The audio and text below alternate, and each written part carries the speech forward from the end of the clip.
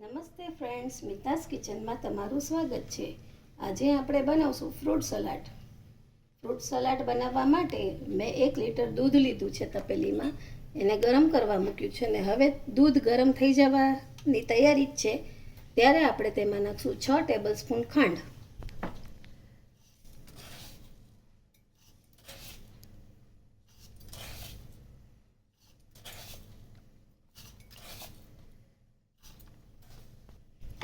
હવે આપણે દૂધને હલાવશું અને ધીમા ગેસ ઉપર દૂધને ઉકળવા દેશું. 1 લીટરમાંથી પોણો લીટર દૂધ ન થાય ત્યાં સુધી આપણે તેને ઉકાળવાનું છે.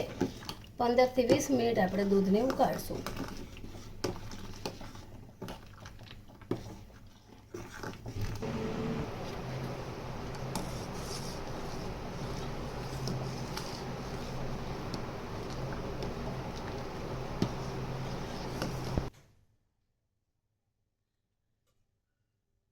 દૂધ ઉકળતા ઉકળતા હવે 20 મિનિટ જેવું થઈ ગયું છે અને આપણું દૂધ ઉકળી ગયું છે. હવે આપણે ગેસ બંધ કરી આ દૂધને આપણે સાવ ઠંડુ થવા દેશું, પછી એમાં આગળની પ્રોસેસ કરશું.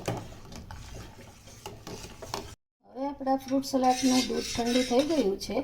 તેમાંથી 1 ચમચો દૂધ મેં બીજી વાટકીમાં લીધું છે અને હવે આપણે તેમાં નાખશું 1 ચમચી કસ્ટર્ડ પાવડર. ખાસ ધ્યાન રાખવું કે દૂધ ઠંડુ થઈ ગયા પછી જ આ કસ્ટર્ડ પાવડર નાખવો. અને એને હવે લમ્સ ન પડે તે રીતે આપણે મિક્સ કરી લઈશું.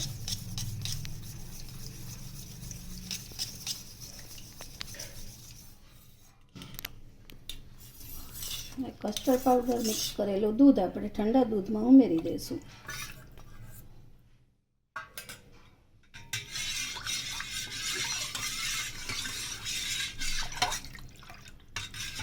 હવે આપણે આની અંદર બધા ફ્રૂટ્સ નાખી દઈશું. તેમાં મેં 7 થી 8 કેળા લીધા હતા, તેને બારીક સમારી લીધા છે. 1 નંગ સફરજન, તેને છાલ ઉતારીને બારીક સમારી દીધું છે, તે નાખશું આપણે.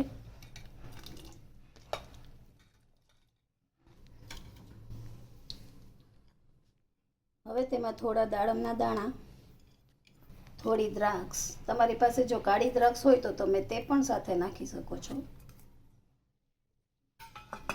અને મેં 10 થી 12 બદામ અને 10 થી 12 કાજુ લઈને બારીક સમારી લીધા છે, તે નાખશું.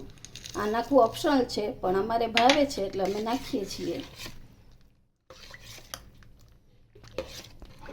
હવે આ મિક્સ કરી અને જેમ બને તેમ આને ઠંડુ 2 કલાક માટે ફ્રીજમાં ઠંડુ થવા મૂકી દઈ અને પછી આપણે તેને સર્વ કરશું.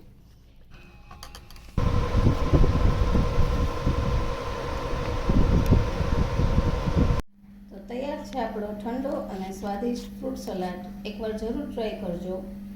જો તમને મારી આજની રેસીપી ગમી હોય તો લાઈક કરજો, શેર કરજો અને સબસ્ક્રાઈબ કરજો અને કમેન્ટ કરવાનું ના ભૂલશો.